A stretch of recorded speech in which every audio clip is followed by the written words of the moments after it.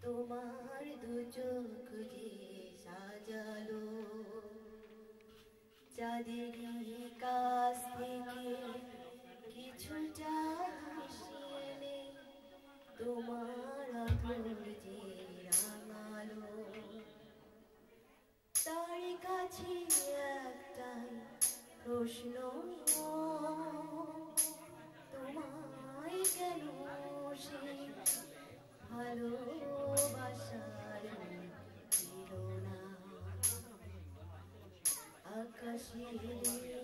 থেকে কিছুটা নীল এনে তোমার দু চোখ যে রাঙালো